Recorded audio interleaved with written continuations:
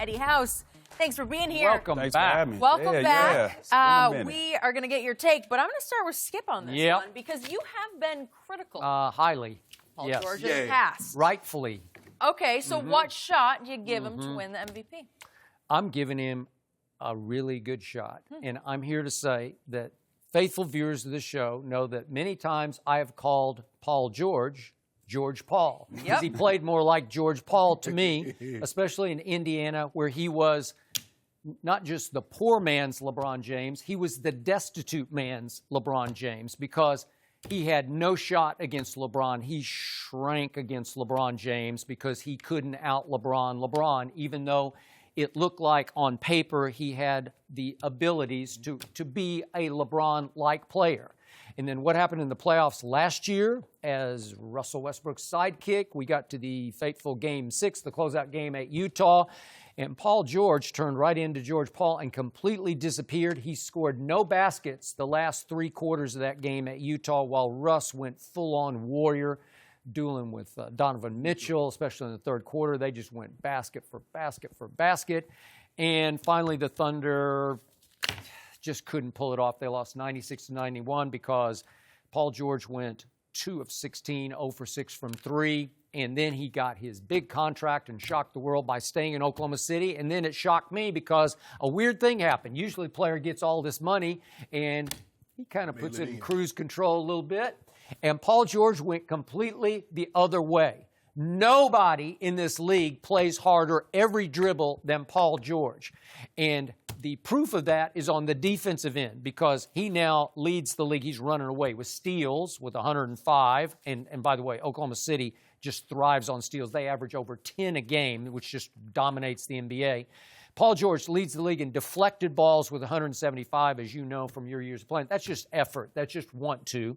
And finally, the favorite stat of all is that nobody dives for loose balls better than the superstar, the high-paid superstar, Paul George. He's recovered 105 loose balls, which is just running away with that category. No team turns turnovers into points faster than Oklahoma City because their half-court offense it's pretty dreary. It's pretty dreadful. Right. But they can beat you with their defense. They ignite on the defensive end, led by this man. So, again, I look at the numbers at 27, 8, and 4. I think on a nightly basis, he's making clutch shots, and we're just talking about regular season because now I got to see if he can rise and shine in the postseason. But in the regular season, I think he is closing the gap on James Harden in the MVP race. You know what, Skip? I tweeted this in the game against Philadelphia. I said, don't look now, don't at me, but Paul George is getting into the MVP. You want people to at you. Though. No, don't at me. Don't at me. Crazy. I don't think he has a chance to win it, but I think he deserves credit because of the way he's playing. You know, Skip, he could always score the basketball. He was always a tremendous two-way player, but he's never been clutch. The only time he's been clutch is in the Gatorade commercials. Now he's in the Gatorade commercial. When I first saw it, it really offended me. Like, ball game? Really? No game with his shot. Okay. So now you should be even more impressed with what LeBron did to him because LeBron kicked him. Put foots in him all the time when he was in it. He put foots on his face. Yeah, he did. It goes to show you that I think Russ has come to the real. I think Paul George is the best player now. He's been their most consistent player. I know Russ had another triple-double last night. He's up to 14. And there's a good chance he's going to average another triple-double for the season, which will be 3 consecutive seasons in which Russ has averaged a triple-double. But Paul George is their best player. Yeah. He's doing he it. Is. No, he is. He's doing it on both. You just said a mouthful now. He's doing it on both ends of the floor. And for him to hit a 4-point play that won him the ball game, that's unbelievable. It is. And he hit that on Jimmy Butler. Jimmy Butler's no slouch as a defensive player either. No. So for him to be able to do what he's doing, and it just goes to show, you know, everybody said, well, nobody wants to play at Russ. He wanted to play with Russ. He did. He loves playing with Russ. He wanted to play with Russ. And I don't think James Harden is just off the charts. I mean, he's averaging 36 points, 8 assists. Giannis is almost 27 points, almost 13 rebounds, 6 assists, and Bucks have the best record. But he's got, you know, and my guy, you know, Go James will be back Sunday. So wait, he's coming back? Don't worry about it. I thought maybe he took the rest of the year off. Go James. So let that sink in. What Paul George is doing. What'd you say his numbers were? 27, 8, 4. But steals, like he's leading the league in steals. LeBron James averaged that for a career, for 16 years. And we talk about Paul George in the MVP conversation for doing that for 1 year. I thought this was supposed to be about Paul George. Paul, He's going to sneak LeBron in like you're going to sneak Tom Brady in. That's just how it goes. Like You know what? That's a good point. Paul George is no Tom Brady, right? Paul is having an unbelievable season. I don't think he has a very good chance of winning the MVP, but he deserves credit for as well as he's played. Yeah, he's been balling, and I think it's a direct reflection on when Carmelo left, because the problem was last year what they were doing was trying to force feed him early in the first quarter and never let him get off in the first quarter and everything else, and they just kind of forgot about him. So he's the guy they're going to. They found their closer in him. As far as the MVP race, I don't think there's no way. You name some numbers. I see all defensive team. They're all. Those numbers. He's going to be all defensive team. Might be defensive MVP. He's the player of the year. So he might be defensive player of the year. That's what he could shoot for. But as far as MVP, usually rule of thumb is it goes to the best player on the best team, right? So he has some players ahead of him. I don't think Jokic can get MVP, but he's on a team that's better, and he's averaging 19 and 10 and 7 assists, almost a triple-double. Then the Giannis, we know what Giannis doing there in first place over there, but I think it's all going to hinge on what LeBron does when he gets back. We see where they're at in ninth. If he, from this point moving forward, put them to third, then it's like, he is the most important player, the most valuable player to this team, and without him, they wouldn't be in this position. But with all that being said, this is over with. James Harden has this.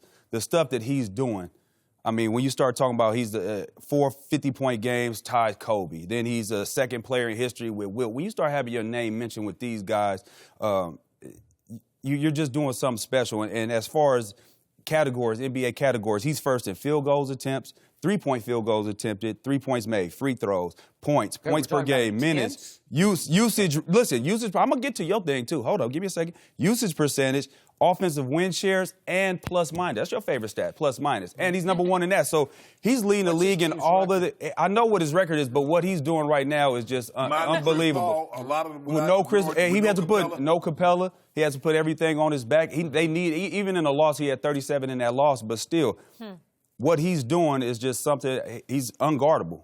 I mean, he's probably one of the best, top 3, top 4 best one-on-one players that I've seen. I mean, he's virtually unstoppable. You can't stop him one-on-one. And we've seen all the teams been loading to him defensively. I've seen one game where all 5 defensive players was on one side of the court. Yeah, P.J. Tucker dove in and hit a wide-open corner. And there are nights he stops himself because he can't shoot from 3 like that every night. Yeah, he's going to have his 3 for 18s. And that's the thing. Is he going to be able to maintain this level of play? I highly doubt it that he'll be able to sustain this level, but for so long, because when he does that, he's chasing the MVP. You've seen what happened to him in the postseason. He kind of, your legs. That's the first thing that goes with when your legs go, your jumper goes. You get a little short on it, you start overcompensating on things on your shot, and you start missing. So I think that it's a one-man race right now. It's his to lose, and what he's doing is second to spectacular. So it's a one-man race featuring a one-sided player, like a one-way player, right? Because he doesn't play defense. Yeah, he does. He does play better defense than he has been in the past. He turns the ball over a little bit too much, but when you have the ball in your hands that much, he's going to lead the you're going to have turnovers. And that will come down when Chris Paul comes back because he won't have to try to make so many plays and do so much. So,